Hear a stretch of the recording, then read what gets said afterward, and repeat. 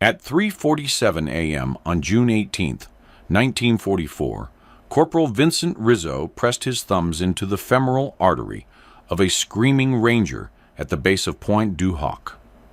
Blood pulsed between his fingers. The man had maybe 90 seconds.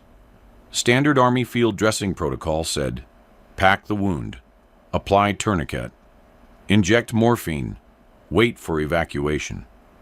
Rizzo had watched that protocol kill 11 men in the last 42 hours.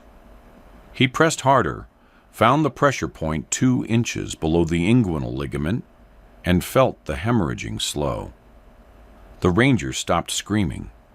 In the next 6 hours, Rizzo would use techniques the Roman military surgeon Galen documented in 180 AD to save 27 men that Army doctrine had already written off as expectant casualties. The medics called it the golden hour. Get a wounded man to surgery within 60 minutes, and his survival rate jumped to 73%. Miss that window, and it dropped to 38%. On the Norman beaches in June 1944, that window didn't exist. The nearest field hospital sat 4 miles inland. Evacuation took anywhere from 90 minutes to 5 hours, depending on German artillery and how many times the stretcher bearers had to dive into shell craters. The math was simple and brutal. Arterial bleeding meant death. Abdominal wounds meant death. Sucking chest wounds meant death. The medics did what they could, which was morphine and comfort, then moved to the next man. Rizzo came from South Philadelphia, the row house blocks near 9th, and Christian, where his father ran a butcher shop. He'd spent his childhood learning to break down beef carcasses, to find the seams between muscle groups, to locate the major vessels and sever them cleanly so the meat would drain properly. His hands learned pressure and angle, where to cut and where to press. After school, he worked the counter, wrapping parcels, making change, listening to the old men argue about DiMaggio and Mussolini. His father taught him that speed mattered less than precision, that you could waste an entire side of beef by rushing the first cut. He joined the Army in January 1942, 3 weeks after Pearl Harbor. They made him a medic because he said he'd worked with blood. He didn't mention it was cow blood. The training was 16 weeks at Fort Sam Houston, learning to apply tourniquets and splint fractures and recognize shock. They taught the approved methods from the latest field manual, updated in 1941 based on lessons from the Spanish Civil War and the early fighting in Europe.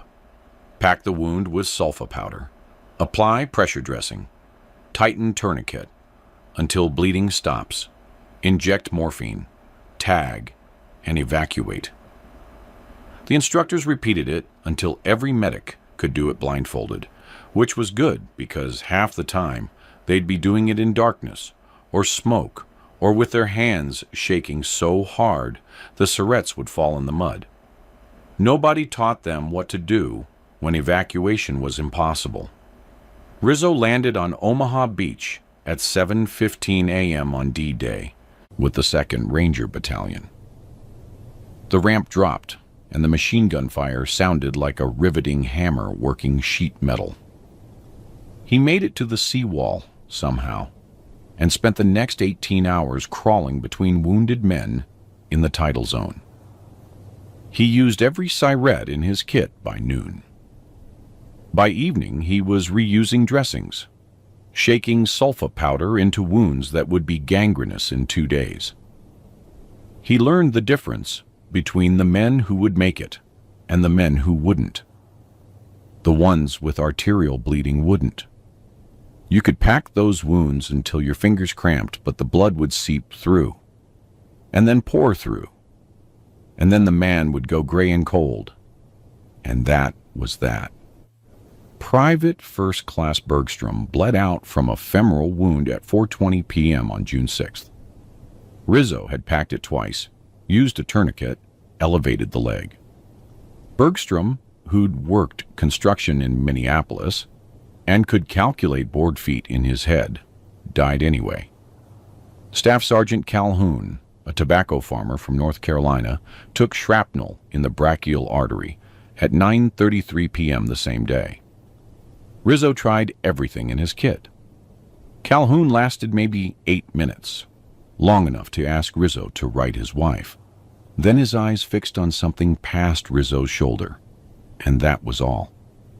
Technical Sergeant Whitlock, Battalion Communications Specialist from Sacramento, caught an 80mm fragment in the lower abdomen just after midnight on June 7th. Rizzo knew abdominal wounds were hopeless without surgery, but he packed it anyway because Whitlock was still conscious and asking if it was bad. It was bad. Whitlock died 40 minutes later, apologizing for bleeding on Rizzo's hands. By June 8th, Rizzo had stopped counting. The numbers ran together. Too many wounded. Not enough morphine, not enough bandages, not enough time. The evacuation system had collapsed under the sheer volume of casualties. Men lay in aid stations for hours, waiting for ambulances that couldn't get through. Rizzo moved between them, doing what little he could, watching them die from wounds that wouldn't kill them if they could just get to a surgeon. Arterial bleeding was the worst. You could see the life pumping out of them. Their faces would lose color with each heartbeat. They'd get cold despite the June heat. Their breathing would turn shallow and rapid. They'd look at you with this expression that said they knew and you knew, and there wasn't a damn thing either of you could do about it. The morning of June 18th started with German artillery at 3:30 a.m. The Rangers were dug in 300 yards inland from Pointe du Hoc, rocky ground that gave good cover but made evacuation nearly impossible. The barrage walked across their position for 17 minutes. When it stopped, Rizzo grabbed his aid bag and started moving. He found the first casualty 30 yards away. Corporal from Easy Company, name stenciled on his helmet read, Gallagher, femoral artery opened by a shell fragment the size of a quarter. Blood everywhere. The standard protocol was clear. Tourniquet, dressing, morphine, tag. Rizzo started the tourniquet and watched the blood keep coming. The wound was too high. The tourniquet couldn't get pressure above it. Gallagher would bleed out in less than 2 minutes. Rizzo pressed his thumbs into the artery, 2 inches below the inguinal ligament, exactly where the femoral pulse point was on a beef carcass. The bleeding slowed.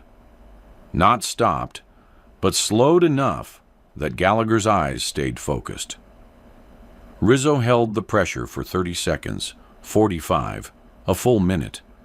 The bleeding reduced to a seep.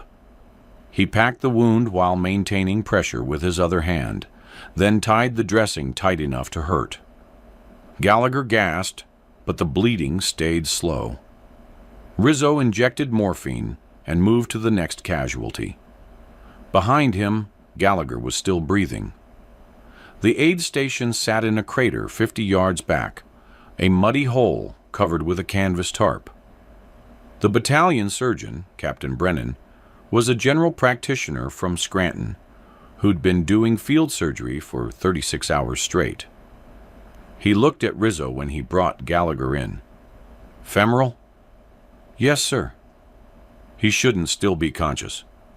No, sir. Brennan checked the wound, checked Gallagher's pulse, checked his color. What did you do different? Rizzo hesitated. Pressure point, sir, before the dressing. They teach you that at Sam Houston? No, sir. My father's a butcher. Brennan was quiet for a moment, his hands still working, irrigating the wound with saline. "How many other butchers we got in this battalion?" "Just me, sir." Another barrage hit at 4:15 a.m. Rizzo went out again. This time he found 3 casualties in a shallow fighting position. 2 were already gone. The third, Private Huxley from Weapons Company, had taken shrapnel across the upper arm. The brachial artery was severed.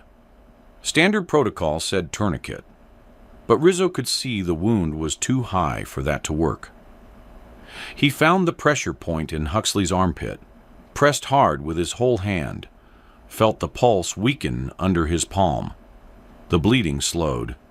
He held it for 90 seconds while Huxley stared at him, too shocked to speak.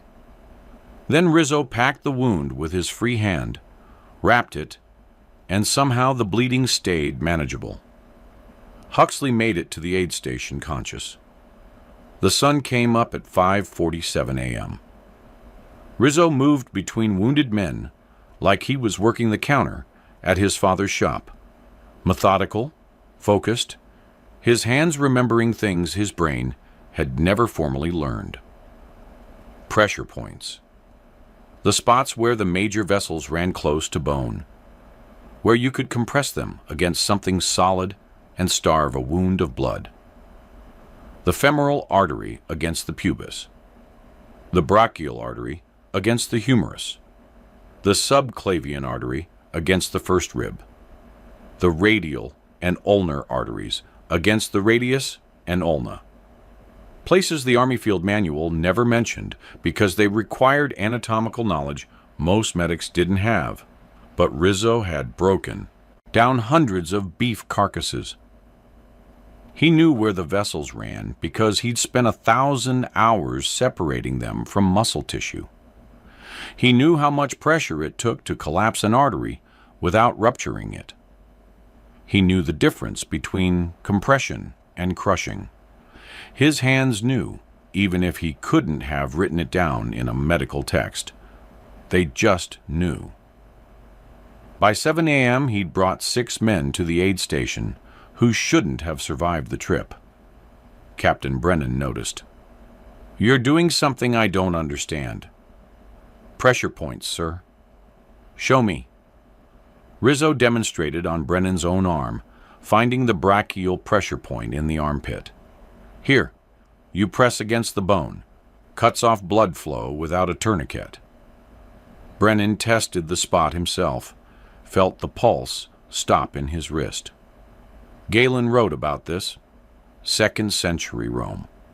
They used it for amputations before anesthesia. He looked at Rizzo. How the hell does a butcher from South Philadelphia know Roman military medicine? "I don't, sir. I just know where the blood is." Keep doing whatever you're doing. At 8:30 a.m., the Germans counterattacked. The Rangers stopped them 50 yards out, but took casualties in the process. Rizzo moved through the wounded with a kind of desperate efficiency, his hands working faster than his thoughts. Femoral wound, pressure point below the groin. Hold 60 seconds. Pack, wrap. Brachial wound, armpit compression, hard against the humerus. Hold until pulse weakens. Subclavian wound, press above the clavicle. Find the first rib underneath. Compress. He was working by feel now, by instinct built from years of manual labor that had nothing to do with medicine and everything to do with knowing where life moved through tissue. By noon, he'd saved 17 men. The number meant nothing to him. He didn't count. He just moved to the next casualty, and the next, and the next, his uniform soaked with blood that wasn't his hands cramping from constant pressure, but still finding the points, still compressing the vessels, still buying time that the field manual said didn't exist. Other medics watched him work. They saw him press on places that weren't in the training, saw the bleeding slow when it shouldn't, saw men stay conscious who should have been gray and dying. Doc Lombardi, a medic from Baker Company, Asked him about it at 1 p.m. during a lull in the fighting. What are you doing with your hands? Pressure points. Where'd you learn it? Butcher shop. Bullshit. My father's shop. South Philly. You learn where the blood is. Lombardi watched Rizzo work on the next casualty, watched him find the femoral pressure point and hold it while the man's color stayed pink instead of fading to gray. Jesus Christ, does Brennan know? He knows. Does he care that it's not in the manual? He cares that it works. By 3 p.m., Rizzo had treated 23 arterial wounds. 19 men made it to surgery. The math was impossible. The survival rate for arterial wounds without immediate surgical intervention was less than 15%. Rizzo was running better than 80%. The other medics started asking questions. He showed them the pressure points. The femoral was easiest, 2 inches below the inguinal ligament, pressed straight back against the pubis. The brachial took practice. You had to get your hand deep into the armpit and find the humerus. The subclavian was hardest, above the middle of the clavicle, pressing down and back against the first rib. And if you got it wrong, you'd just bruise muscle without affecting blood flow. Some of them picked it up immediately. Others struggled with the anatomy, couldn't find the exact spot where the artery compressed against bone. Rizzo moved between them, guiding their hands, teaching them the same way his father had taught him to find the seams in a side of beef. Not by memorizing diagrams, but by feeling the resistance change, by learning to read tissue through touch. Press until you feel the pulse. Press harder until the pulse stops. Hold it until the bleeding slows. Pack the wound while maintaining pressure. It was that simple and that complicated. The final test came at 4:30 p.m. when a mortar barrage hit the forward positions. Rizzo ran toward the sound of screaming and found Lance Corporal Thatcher from Charlie Company in a crater with his left leg half severed above the knee. The femoral artery was pumping blood in jets that arced 2 feet. Thatcher was conscious but wouldn't be for long. Rizzo dove into the crater and jammed his thumb into the pressure point so hard he felt something give in his own wrist. The jetting stopped, became a flow, became a seep. Thatcher's eyes focused on him. Am I dying? Not today. Rizzo held pressure for 2 minutes, feeling his thumb go numb, feeling Thatcher's pulse steady under his hand. Then he packed the wound with every dressing in his kit and wrapped it with strips torn from Thatcher's own trouser leg. The bleeding stayed slow, manageable. Thatcher stayed conscious.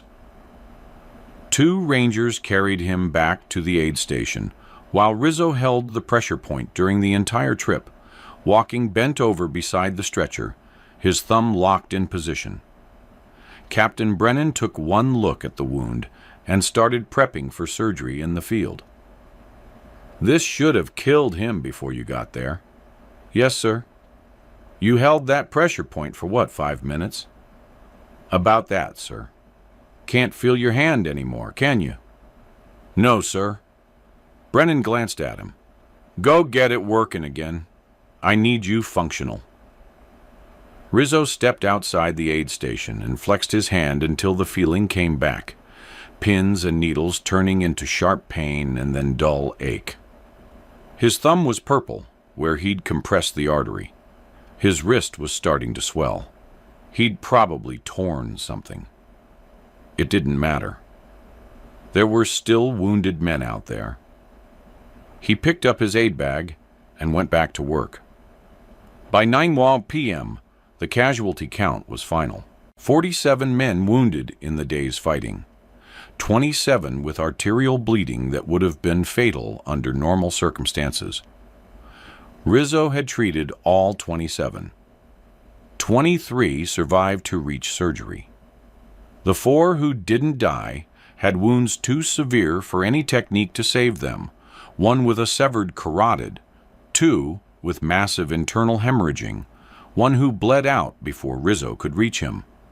An 85% survival rate for wounds with a historical mortality rate of 85%.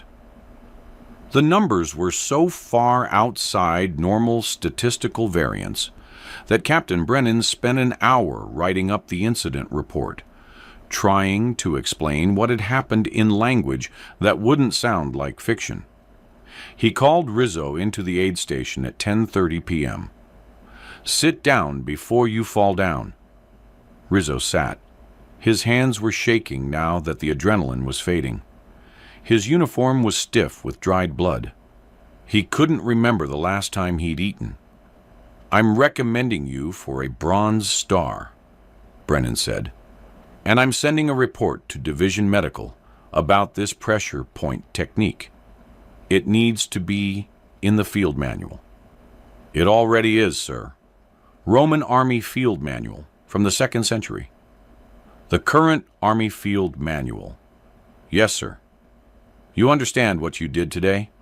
Violated about 15 different protocols. Direct arterial compression isn't an approved first aid technique.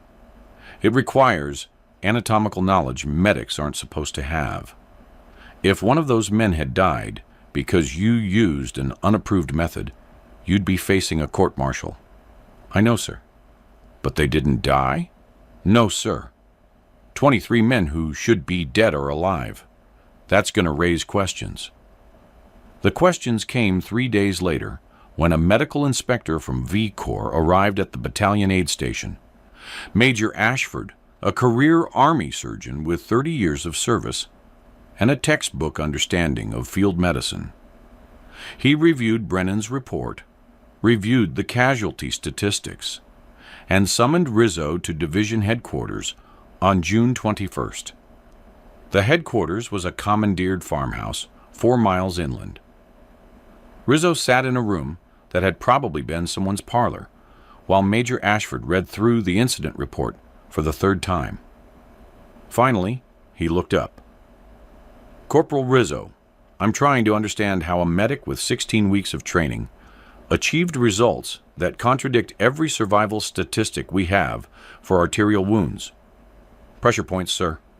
"Yes, I read that. Explain it to me." Rizzo explained. "The femoral pressure point against the pubis, the brachial against the humerus, the subclavian against the first rib." Major Ashford listened, his face showing nothing. When Rizzo finished, there was a long silence. "These techniques aren't in the current field manual," Ashford said. "No, sir." "They aren't part of combat medic training." "No, sir." "You learned them where, exactly?" "My father's butcher shop, sir, in Philadelphia." "A butcher shop?" "Yes, sir." "You learn where the major vessels are. You learn how to control bleeding when you're dressing a carcass." Major Ashford stared at him. "You're telling me that you used meat processing techniques on wounded soldiers?" "The anatomy is similar, sir. Arteries run near bones. If you know where they are, you can compress them." "This is not meat processing, Corporal. This is battlefield medicine." "Yes, sir. But blood is blood. Pressure is pressure." Another long silence. Ashford flipped through the report again, studying the statistics, the survival rates, the before and after numbers that didn't make sense unless you accepted that a Philadelphia butcher had somehow rediscovered techniques the Roman army used 18 centuries ago. "Captain Brennan states that he observed you demonstrating these techniques to other medics," Ashford said, "without authorization, without approval from medical command." "The men were dying, sir. The other medics asked how I was keeping them alive. I showed them. You taught unapproved medical techniques to enlisted personnel. I showed them where to press to slow arterial bleeding." That's not a distinction that matters to Army regulations, Corporal. Rizzo said nothing. He'd known this was coming. He'd violated protocol, used unauthorized techniques, taught other medics to do the same. By the book, he should face discipline. By the book, he should have watched 23 men bleed to death and done nothing except give them morphine and hold their hands while they died. By the book, following orders meant following men to their graves. Major Ashford closed the folder. I'm going to ask you a question, and I want you to answer honestly. Did you at any point consider that using these unauthorized techniques could result in court-martial? Yes, sir. And you did it anyway? Yes, sir. Why? Because they worked, sir.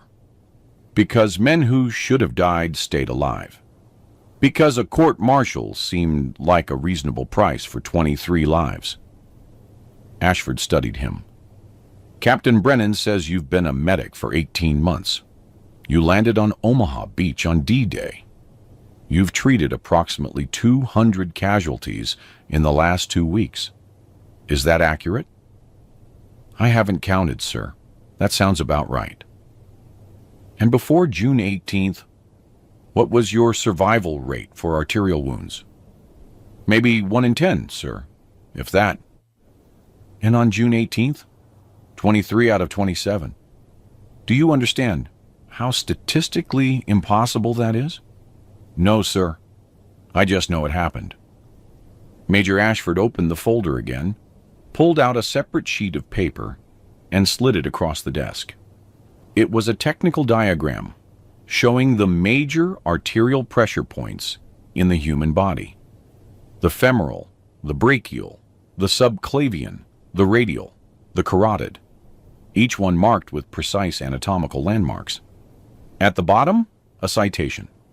Galen of Pergamon, de methodo medendi, circa 180 AD. This is what you've been doing, Ashford said. You've been using galenic pressure point technique. It was standard practice in Roman military medicine. It fell out of use in the medieval period when the knowledge was lost. Modern medicine rediscovered it in the 19th century, but it's considered too complex for field application. It requires surgical knowledge that combat medics don't receive. I didn't know it had a name, sir. I just knew where to press. Because you're a butcher. Yes, sir. Ashford sat back in his chair. I have a problem, Corporal. On one hand, you violated every regulation regarding approved first aid procedures. You used techniques not authorized by medical command. You taught those techniques to other personnel without permission. By strict interpretation of Army regulations, I should court-martial you for practicing medicine without proper authority. Rizzo felt something cold settle in his stomach. Yes, sir. On the other hand, you saved 23 lives using a technique that, while unapproved by current military standards, has a 2,000-year historical precedent and clear empirical effectiveness. If I court-martial you, I have to explain to the families of 23 soldiers why I punished the medic who kept their sons alive. Silence. Outside, Rizzo could hear trucks rumbling past, the distant thump of artillery, the sound of war continuing whether anyone was punished for it or not. I'm not going to court-martial you, Ashford said finally, but I am going to transfer you. Effective immediately, you're assigned to 2nd Medical Battalion Training Section. You're going to teach every combat medic in this division how to use galenic pressure point technique. You're going to demonstrate it, explain it, drill them on it until they can find these points in their sleep. And you're going to do it properly with medical terminology and anatomical accuracy, not butcher shop metaphors. Is that clear? Yes, sir. You'll retain your rank and continue drawing combat pay. This is not a punishment. This is me recognizing that you have knowledge that needs to be disseminated before more men die unnecessarily. Do you have any objections to this assignment? No, sir. Good. Report to 2nd Medical Battalion Headquarters at 800 tomorrow. Dismissed. Rizzo stood, saluted, and left. Outside, the summer evening was warm, the air thick with salt spray from the channel. He walked back toward his unit's position, his hands still aching from the day's work, his mind trying to process what had just happened. Not a court-martial, a teaching assignment. The Army was going to make his butcher shop techniques into official doctrine. He almost laughed. Then he thought about the men who died in the 2 weeks before June 18th. The ones who could have been saved if someone had known where to press, and the laugh died in his throat. The training program started June 23rd. Rizzo spent 12 hours a day teaching pressure point technique to medics rotating through 2nd Medical Battalion. He used mannequins at first, then live demonstrations where medics practiced finding the points on each other. The femoral was easiest to teach. Almost everyone could locate it after 2 or 3 attempts. The brachial took longer. Many medics struggled to get their hand positioned correctly in the armpit. The subclavian was hardest. The angle was counterintuitive, pressing down and back instead of straight down, and some medics never quite got it, but most did. By July 1st, 200 medics had completed the training. By August 1st, over 600. The technique spread through V Corps, then to other units as medics rotated between divisions. Nobody called it Galenic technique. They called it the Rizzo method, which made him uncomfortable, but which stuck anyway. Combat casualty reports began showing statistical anomalies. Arterial wounds with survival rates 20 to 30% higher than previous months. Medical Command took notice. In October 1944, the War Department published Technical Manual TM 82230, Emergency Pressure Point Treatment for Arterial Hemorrhage, incorporating direct arterial compression into official combat medic training. The manual credited the technique to ancient Roman sources and recent field innovations, with no mention of Philadelphia or butcher shops. Rizzo's name appeared once, in a footnote, as a consultant. He didn't care. The technique was spreading. Men were surviving. That was what mattered. The Germans noticed, too. Intelligence intercepts from November 1944 showed Wehrmacht medical officers discussing American medics using pressure techniques that reduced battlefield mortality.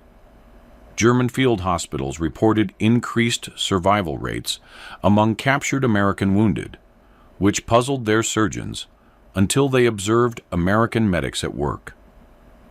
The technique began appearing in German medical training by December. Knowledge, once proven, spread regardless of borders.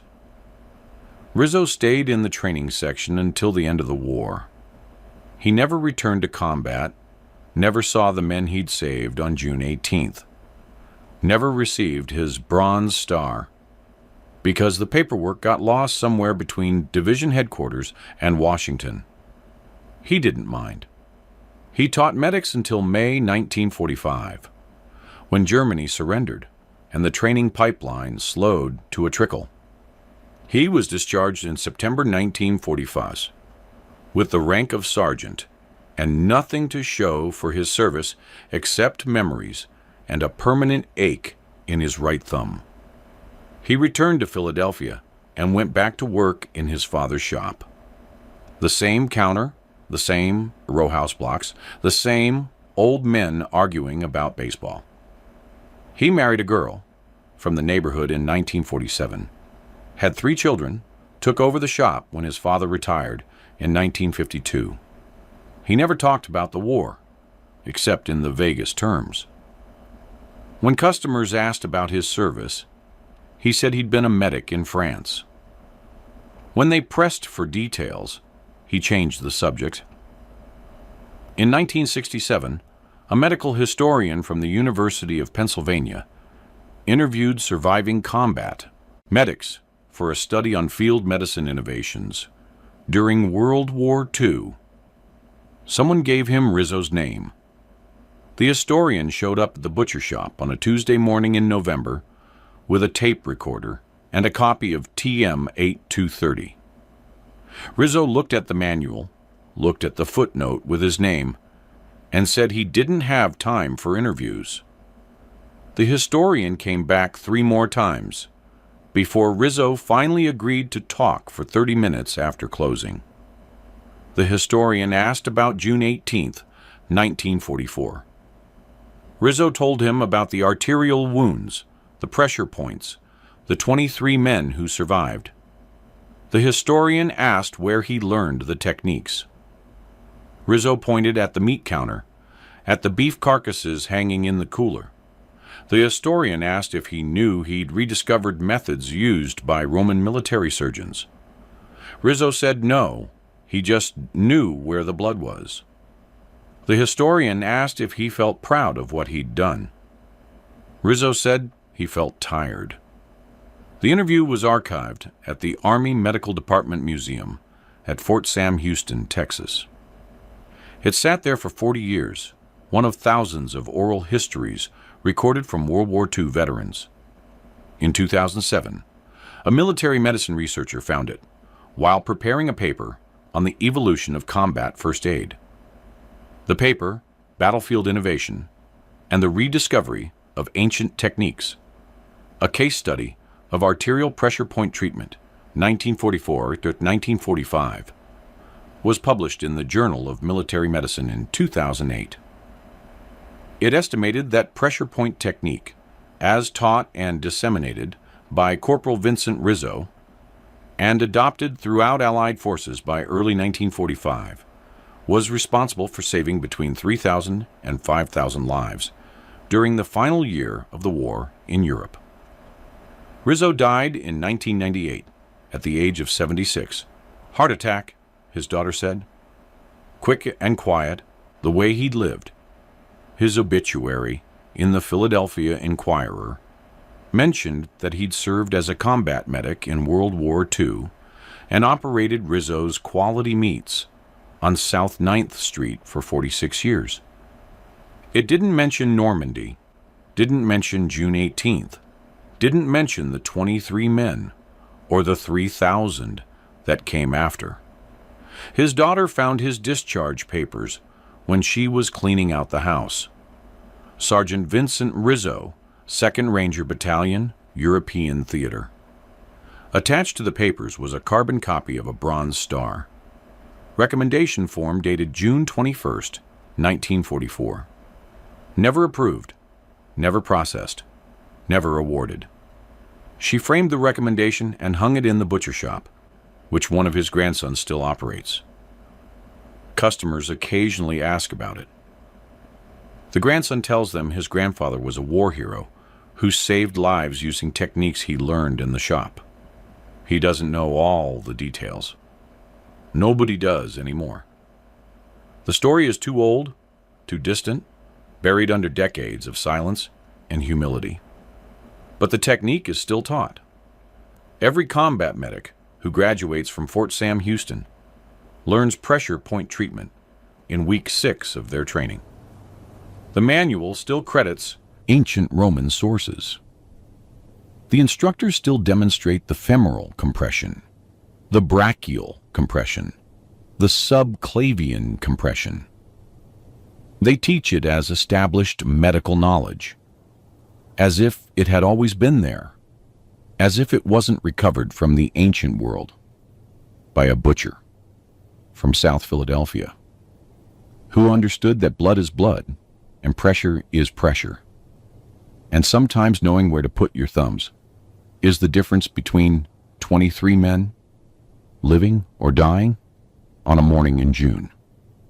That's how innovations actually happen in war, not through committees, studying doctrine, not through generals issuing orders from headquarters, through sergeants and corporals who know things they weren't supposed to learn, who recognize solutions the manual doesn't contain, who make decisions in moments when there's no time to ask permission and no second chance to get it right, through men who understand that regulations matter less than results, that court-martial is a reasonable price for saving lives, that sometimes the knowledge you need is 2,000 years old and hiding in plain sight in your father's butcher shop, waiting for someone to remember what the ancient world already knew.